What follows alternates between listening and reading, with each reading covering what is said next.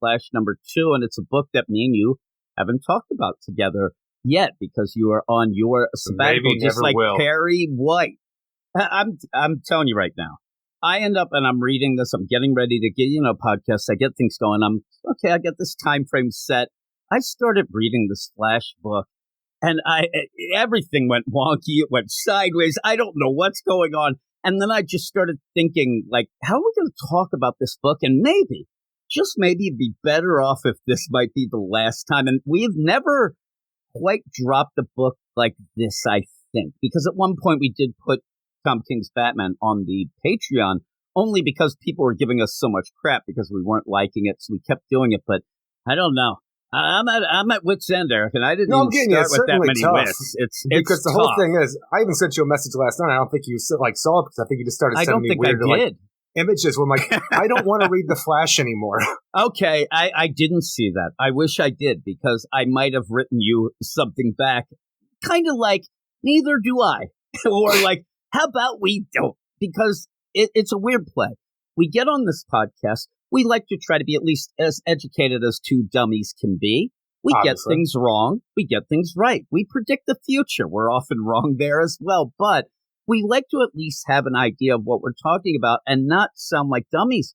And I think that that's tough with this book. I think this book is written to make everybody sound like dummies because it really doesn't make much sense. And I ended up talking to somebody about this, and they actually asked me, do you guys know what's going on? Because I feel really dumb reading this. And I said, no. And I said, and from the bottom of my heart, Obviously, dummy. And this isn't like a joke. I actually said, please do not get fooled by a book like this. Don't get fooled that it feels so fancy and intelligent that you think it must be good because you don't understand it, or it must be smart because you don't understand it. Don't fall in that trap, because a writer is supposed to be telling you a story that you're supposed to understand a little. I understand mystery. Get it? I understand things. But when you're writing an issue where you are just seemingly streaming words together that aren't really connected, like you're throwing things. And here's the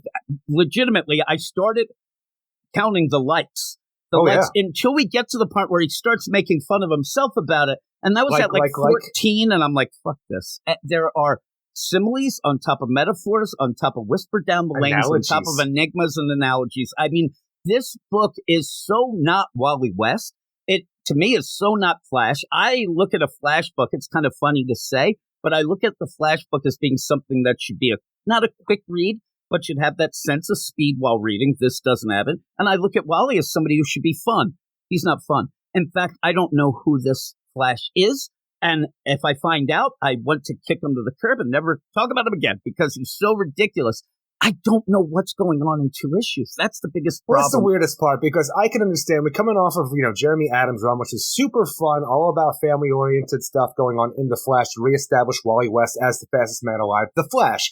And it's like, okay, we've done that for a while. Cy Spurrier must have said, look, I want to turn The Flash on its ear because I want to do something that nobody's ever done before, and that's not always a bad thing. And especially it isn't always a bad thing because you jump in with a different feel, a different take. That's kind of a cool thing at times. Especially you're still picking up the pieces of where Jeremy Adams left off with the family, who's involved, and stuff like that.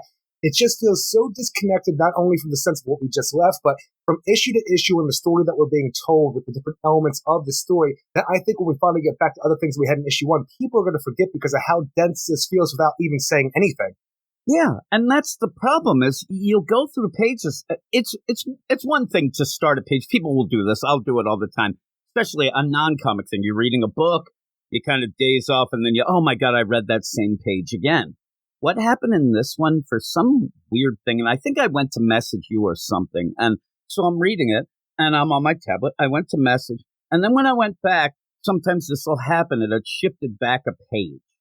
I read that page and didn't even recognize that I had even read it until I got to the next one, and then I'm like, I still don't even know what that page now I read twice even said, because when I then looked, it didn't say anything. A lot of this is not saying anything, and how can you tell a story without saying anything? And I saw one review that made me chuckle, just to say before I get the credits here, is the person loves this run so far because they said this is the most grounded Flash they've ever had. Grounded, huh? What are you talking about? Like, this is so far from that. I don't know. I don't know what's going on. It feels more Barry than Wally, but it doesn't even feel Barry. And then at the end we get Barry, but then he's this.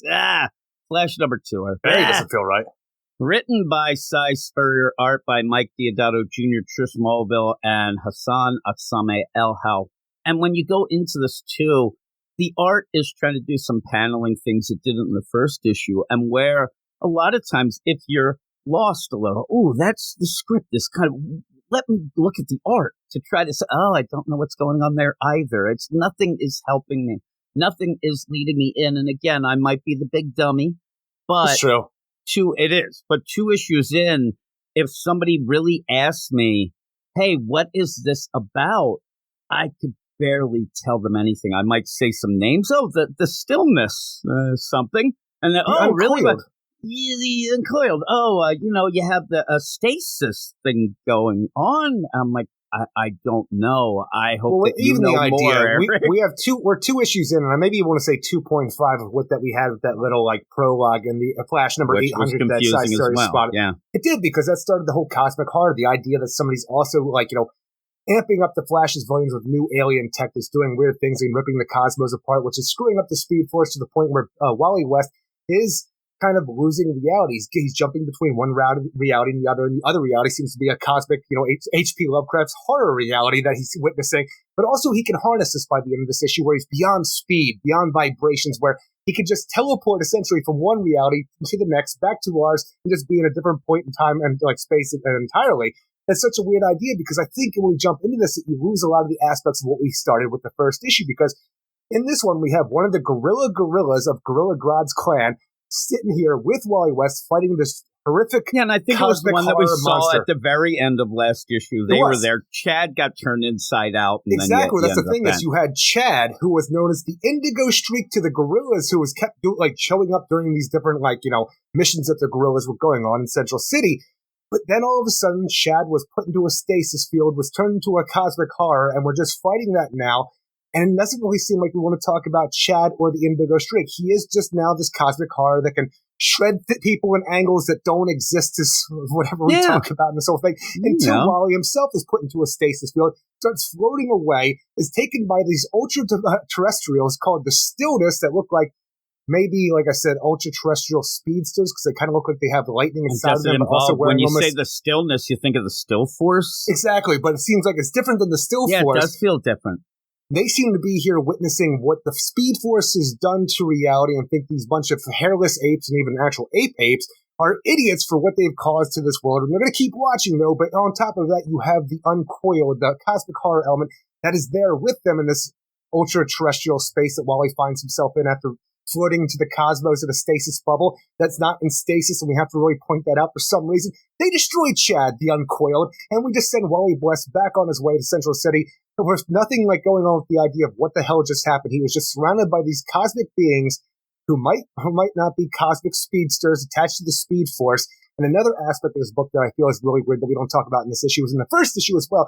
We have some mysterious element, some guy who's working with Mr. Terrific, and the idea that something's wrong with the Speed Force, and we actually, in order to save all of reality, we might have to kill all of the speedsters. And Mr. Terrific, he's keeping that shit to himself. And he's keeping it to himself, even in the first issue, right away, when they started saying something, was this Stillness. Now, I just got the idea that, okay, Cy Spurrier is going to pretentious his way around the idea that there's just too many damn speedsters. There's so many in the multiverse. There's so many right now on Earth that maybe you have to do something that makes sense. Then I thought, well, no, I think that he's coming in here even more pretentious, where he is going to try to make the Speed Force of his own creation, the idea of adding Don't to do it. that. Joshua Williamson tried that, and it was a mess. I know. And that's my biggest problem, is the idea where when you start to try to make sense of it, it gets worse. It really does. It gets so wonky. It gets so convoluted. So in that, it blows my mind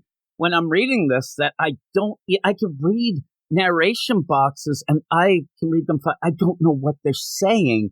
And like you said, at the end, they're not really saying anything. Everything is, man, I'm like a ghost going through the statues. What are you saying there? Well, How even is when that you have the giving us a Stillness story, talking right? to Wally West, like, You were in space because this technology applies a crude form of temporal lacuna relative to the local gravity well. Cool. Speak slower. The organic is confused. You didn't fly into space. You remained still relative to the sun while the planet moved onward. Actually, I like that explanation because that's kind of a cool idea. That's better, but why not start, right?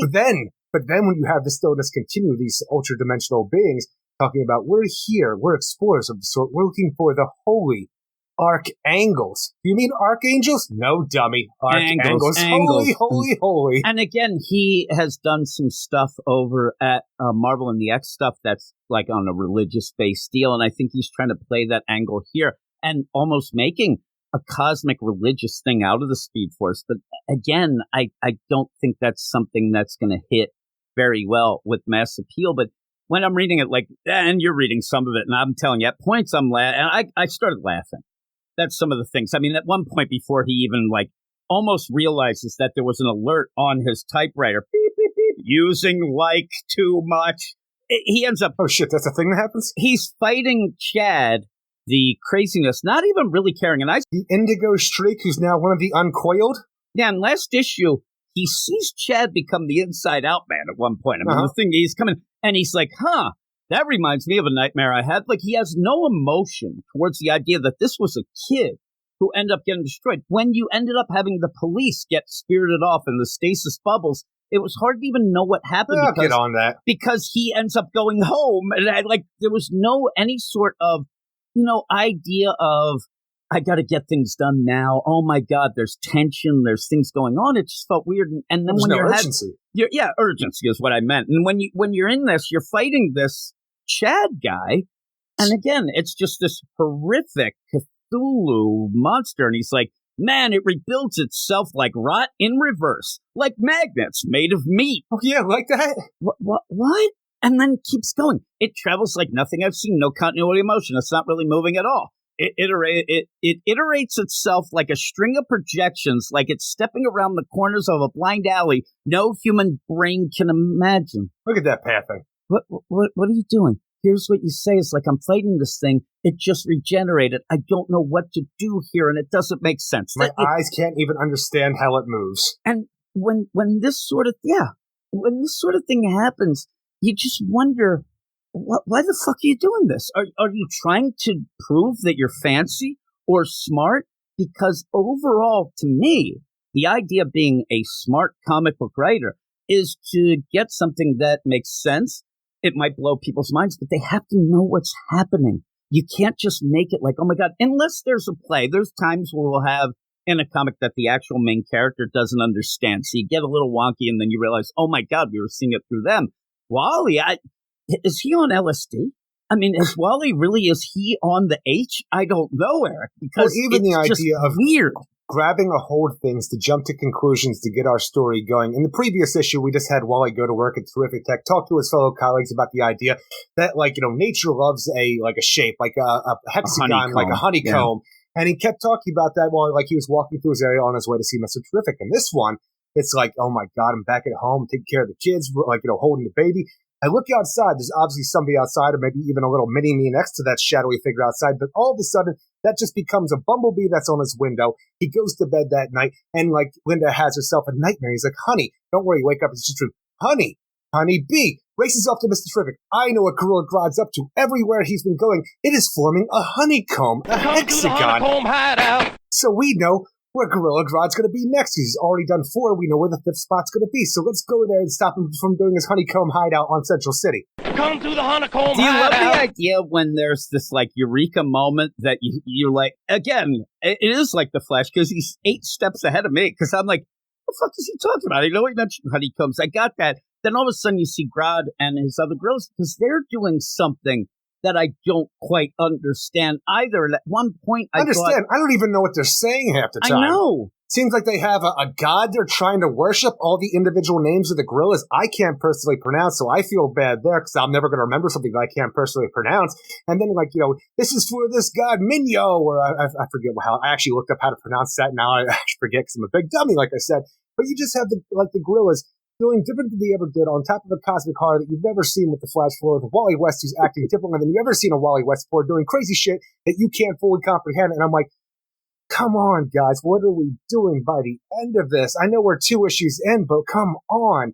I thought that was making fun of you because you might have spelled at some point angles instead of angels. I never did. I wasn't that bad. No, that's not tear or tear. Speaking of which, though, when I saw the gorillas, I just called them chimpanzees A, B, and Z, Eric. Oh, my. They're gorillas, Jim. They're gorillas. The gorillas. I just wanted to say chimpanzee, Eric, is all I wanted. It doesn't work with the A. Podcast with your stupid jokes. I am sorry. Chimpanzee A, B, and Z. Hepatitis A, what happened B, to and C? C. Well, C there, like, they became a monstrosity, like chat. You can see your way out of this conversation. Yeah, I want to see my way out of this joke, Eric, is what I need. Oh, my. But here's the thing. When you have the stillness and the arc angle, like, there's a weird play here where people think I'm a miserable prick. They might be right, Eric, they right? might know it. But at this point, I actually was desperately trying to, like, can I like this? Like, is this clever? Is this something where you have this entity from space and you're trying to play the idea that it wouldn't know what angel? I'm like, no, I can't do it. It's nothing. It's a lot of nothing. And it's one of those plays that we talk about a lot. Not that this should be a mystery. I mean, the things that are legitimately happening, there is a mystery there. But Wally's day-to-day deal shouldn't be a mystery. It shouldn't be a mystery of what Wally's saying to me. You have what we're going on with the Flash, quote-unquote adventure, the mystery of that. But in the first issue, we also had Jay getting some Freddy Krueger shit going on in the boiler room of the school where he was out of nowhere just with his shirt off crying. And then as his sister takes him out of there because she's worried about him, obviously, because that shit's a mess, there is a little shadow man that comes out of nowhere like it's a goddamn Puppet Master doll. And it looked like Blade. So you end up with that. Again, no urgency. You end up having Irie go People down are going to forget about that shit. Irie finds her brother in the boiler room of the school during school hours without You say something shirt. to a teacher or at least your parents, please. What she does is she listens in. He's talking to himself. He might be masturbating. That's what she says. Yeah, because again, they throw in Cliff. So is Cliff dead or alive in Animal Man? Actually wondered if he knew that Cliff was dead. Or maybe after Death Metal, he's alive again. Maybe. I don't know that. She opens the door and she finds her brother during school hours without a shirt in the boiler room. In the boiler room.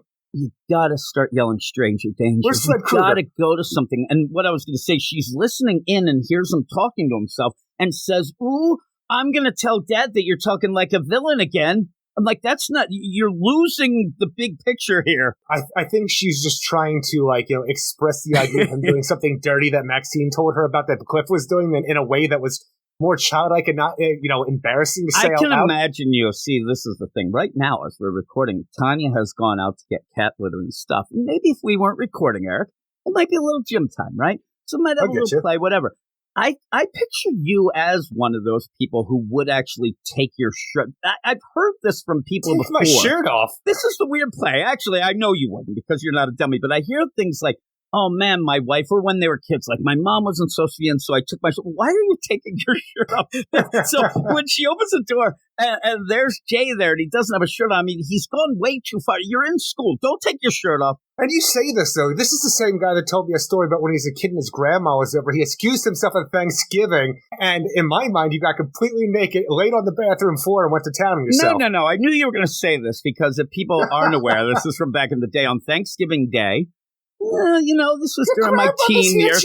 I was a little handsy back in the day there, and, I was all worked up. So I took a shower, had to get ready. My grandmother was coming over with my uncle, and we were going to have Thanksgiving dinner. And so I ended up where I went out of the shower into my room. I was already nude. I was in the shower. I had a towel. And somehow I decided, why don't I, look at that Sears catalog? Let's look at this. And then that's when my mom walked in because it was dinner time and I was butt naked on the ground, like in the middle of the floor, which I never do as well. Like it teaches you never to, don't change up the game. That's what screws. This is why you end up having bank robberies go wrong and also masturbation as a kid. I started looking, and when my mom opened up the door, I quickly saw, and I tried to turn the Sears catalog to like what I wanted for Christmas, like just say like He-Man. And then it looked like I was jerking off. The He-Man, I get it. Probably was Star Wars stuff, and I'm like, all right, like what's a better outcome here? I don't know. All I heard was Jimmy, and she screamed at the top of our houses we lived in. These weren't big. Jimmy, what are you doing? Your grandmother's downstairs. I'm like, I'm telling you interrupted the neighbor's meal during that scream. Yeah, it was trouble. It was trouble, Eric. But again, why does Jay has his shirt off? Don't do different, Jay. I don't think that's what he was doing, obviously. Again, but no, we're not. We're not saying that at all because it's very like a dire situation, but nothing that's brought up in this issue at all, which just somehow got spiraled out of control. And so what the point of this talk was. Here's the thing. I mean, when your sister walks in on you in the school in the boiler room where you're masturbating without a shirt, you do what you do here. He ends up sitting at the breakfast table and doesn't say a shitting thing. You keep your mouth shut. You're only going to incriminate yourself more. So obviously, that's not what's happening. That's what they do. I see them. She's playing Tetris. He's keeping his mouth shut, right? Now, what was happening in the boiler room of the school? Something nefarious was going down. They're sitting in at the dinner table. Tetris. Keep your mouth shut. See? What happened is there's this little guy, right? And he's like, hey, let's play around a little. Oh, mine. He's like, well. If you look out the window and later that night when I was looking at it, it looks like some Napoleon-looking asshole with a little mini-me next to him who might be that thing that was in the boiler room with Jay. That is. No. And if it is, that's 100%. And I'm glad you said that because that's who was talking to Mr. Terrific in the lab. That guy has that helmet on. I didn't see the helmet like that. From what I recall, he just almost looked like a Red Robin cowl. But again, maybe I didn't see it right. Immediately when I saw it because of what was going on at Marvel and whatever, it looked like the maker. The version of Reed Richards with that cone helmet. I thought he looked like Midnighter more, just because we never saw, I thought, above the nose line. Yeah, go back. I think that's the guy. But what's he like? Well, it could be. What's he doing? Flying a kite in the middle of the night? Like he's walking around. It's nonsense. It really is nonsense. But you end up having all that. Then he turns into a bee on Wally's window. Wally sees it, and is this guy just like gonna come in and like, hey, I'm the shapeshifter clue master. He's giving clues. He's a bee at night. That seems weird. I don't know. Maybe. I don't really know about bees, Eric, but he starts thinking, and that's the big eureka moment. He runs to Mr. Terrific. Honeycomb. But even then, they start I got the honeycomb, I got this, I got Grodd's hitting this, we got the corners of a polygon. Hey, it's a honeycomb, it's hexagon. A pattern. Oh my God, hexagon, they yell. And then they go off. He's just like, I got to skedaddle out of here. And pretty much it just seems like the gorillas teleporting, get calculations on an area, and then try to TP out as fast as possible. And whatever happens here, it seems like the center of this whole thing for the calculations that were gathered by the gorillas, it's right in the main park of Central City where Barry Allen is sitting on the phone with Iris, being a sad sack for whatever reason. And then there's chimpanzees A, B, and C. And they're just yelling. And even then, Wally's trying to figure out, at this point, I think, we've gotten Why so still have a messed up. payphone in the park at Central City? There's people need to make deals, Erica. You know what I'm saying. So you end up where all this is going down. And I think we're at a point where maybe Wally should time out this shit and kind of say, listen, I know that we're not really, friends here, Grodd and everybody else, chimpanzee A, B, and Z. But what the fuck's going on? Like, there's some big things. This might be beyond all of us. Maybe we should figure it out. But everybody's just yelling stuff. And even as they're yelling, I'm Grodd waiting seems for to be knowing what he's doing. Well, that's what I'm saying. And I'm waiting for Grodd to act like one of those where he's like, oh, you stupid Flash. You don't realize that this means this, this, and this. And I'm punching or something. Well, he can't see too well that the Flash is there. He just thinks it's a villain because he's wearing that sweet VR headset. Yeah, he's got the VR headset. Again, probably pretty good with porn. But I wanted something. I thought maybe, hey, Grodd, you look like you know what's going on, so maybe you'll accidentally slip and we'll find out. But no, he says other things.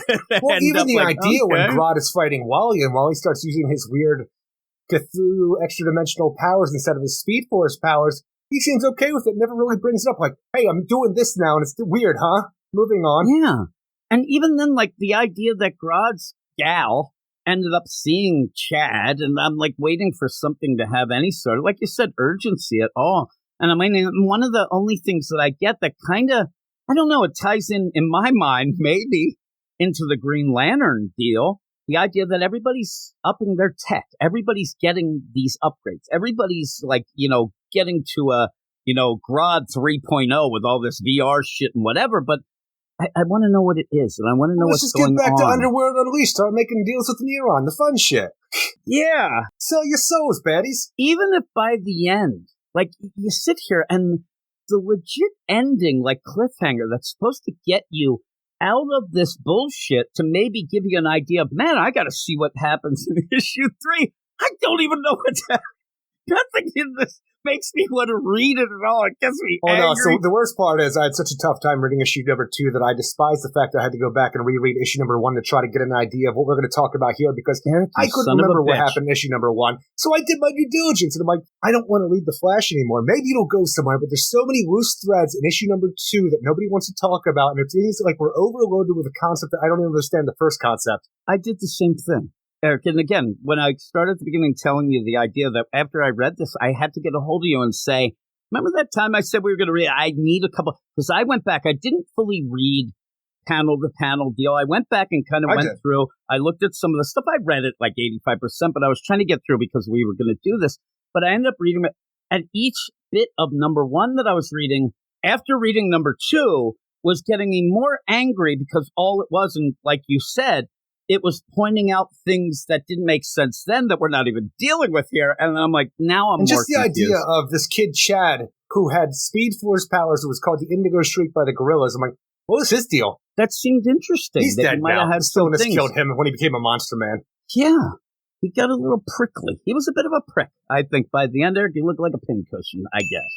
But yeah, and then at the end, you end up having like, oh, there's Barry, and he's at the park, and he's on the phone, and seems distant with Iris, even though they're supposed to be getting married. Well, again, because I think that Spurrier, he wants to make us seem stupid, and he also wants to ruin anybody who has a relationship with this Flash family, because each issue, it's like, oh, by the way, they don't like each other either right now. What's weird right now, because they were dealing with the postpartum depression of Linda Park or Linda West in the first issue, which seems like people keep talking about the idea of breaking Linda and Wally up, which is a terrible fucking idea from the get-go. But I don't know, she needs to like Wally, and Wally's just kind of in his own headspace and not paying attention to her wants and needs, being, somebody who was a part of the Speed Force family, the Flash family, like everybody else when she was pregnant with Wade, doesn't have that and is just stuck at home raising the kid now. Well, everybody goes off and does their things, and she can't even get back to any kind of work that she enjoyed doing previously. She's like, half of the woman she used to be, and even her husband has no time to do it because he's doing cosmic horror shit. Right? Is that what you say? Well, I'm wondering what she thought was going to happen. Again, and I'm not saying the woman has to be at home. No, I'm saying she knows Wally. She knows what Wally does. She knows what's involved. She probably, even when they were talking about the Speed Force she had, they seemed to already kind of get the idea that it was the baby and she might lose them when you had it. It's just that weird play that at this point it becomes something that I think would be a problem, but also makes Wally look like a piece of shit. Like he doesn't even care. Well, he thinks he's doing what he's supposed to be doing, not thinking more in the fact of how Linda would feel about it, because he's so focused on what he's doing. He thinks he's doing the right thing for his family. It's weird, though, the things that we're talking about, even me joking and you saying, not really on the page as much as us inferring what might be going on from what we see. And that's something of a problem, too. Even this thing with Iris, it's like, hey, don't you pretend that you're losing connection here. And you're like, what is going on? What's happening here? And maybe it is, and most writers, and we hate it, but they always do it, it's always the Speed Force has problems. Joshua Williamson did it about 20 times. So you end up having that. So maybe it's I don't know. I have no idea what is at play here, but everybody's miserable. Everybody's talking fancy verbiage that I have no idea what they mean. And like you said, going back and reading the first issue, hoping to shed some light on this makes it a little dimmer. Eric, it's tough, and I want to know what Jay was doing in that boiler room. Or maybe I don't. I mean, really. He's being attacked, Jim. I think he was, like, being mind controlled. But if it's this guy who looked like the Maker, it looked like Batman as the Maker in my mind, which it doesn't seem like it would be. But maybe it's something that's one of those, like a Snape. It's behind the scenes helping. It looks nefarious. But if Mr. Terrific lets this person in the lab, they have to be on the up and up. You think it would be helpful, right? You'd think so. You'd hope so. Everybody's acting a little odd here. So maybe that's something that it's weird. We said this before when Brian Michael Bendis was one of the big plays when he came over and started writing Superman. Are the people acting weird, or does this guy just don't know the characters? And that's where I'm kind of wondering here. Are people acting different, or is this just Cy Spurrier's version that I don't think really plays out well? We'll have to see. We'll have to see all in all, but what would you give this? See, the thing is, the art's fine, I guess. Like, it doesn't work for me for the story. I'm saying, but looking at it, panel to panel, it looks fine. I don't think it plays well with the story because I think you lose more in the art than you're supposed to with all the high-speed action for the way it's depicted on the page. The writing is the main problem for me overall, though, and I just find myself wondering, like, why would anybody want to keep reading this when you don't understand anything that's happening for 2 goddamn issues? Man, 2.5 with that freaking prologue in Flash number 800. Maybe this is for somebody. I just know it's not for me, so I'm giving it a fuck you 5. Yeah, I agree. Fuck you! I'm with you. And the reason why I will give it a fuck you 5, just Fuck like you, you, Eric, is 2 issues in, I should have just a little bit of an idea of what's going on. West, one of my favorite heroes of DC Comics, my favorite Flash by a mile, and it's like, I don't want to read him anymore. I'm like, that's depressing as hell. It's funny because without Barry at the end, one of my plays was going to be, oh, you keep telling me this Wally's a great guy. I think you're wrong. Oh, Barry's an asshole too. Like, everybody's He's an just asshole. distant. Yeah, For some reason. It just does, but distant, but then everything's wonky, and I just like to imagine this takes place after there's like a little Brave and the Bold action, the last Green Arrow, Green Lantern issue. And the whole thing, I like to think about how it was playing off in Justice League versus Godzilla versus Kong when Hal was telling Clark not to propose. I like to think after that issue ended in Green Lantern, Hal just howled himself on top of Barry, and now he's questioning his freaking choices. That's all the deal. He's just doing that. And me and you both say usually we give something 3 issues, and we say to people, just give it 3 issues. Now, these 2 issues, they equal 7 to me. It took me so long. I'm saying that I went through 7, and I just don't like it in a way that Fuck you! It's weird. Can we say I don't like the experience. I can't say I don't like the story, except for the fact that I don't know what's going on. It's exactly. not like I don't like the experience either. There isn't the idea of like, I don't like what he's doing with that character. I think that that's a misplay because I don't know the play. Somebody hand me the playbook. I don't know what's happening here. Oh, it's a bunch of X's and O's. Hugs and kisses all throughout this playbook. Yeah. So it's the X's and O's. Remember that? Did you ever play the video game that was the football video game with the X's and O's and it had the trackball? And it would pinch your fucking hand all the time. That's how I feel at the end of this. My hand's all pinched. I'm pissed off. Don't know why I'm at the bowling alley suddenly without my pants on. That happened to me every time I'm trying to like do the long distance drive on Golden Tee at the bar. Yeah, that was that as well. Also a little Missile Command had that as well. Yeah. I like the trackball. You are all weirdos. Weird science is the revolution. Weird science is the revolution.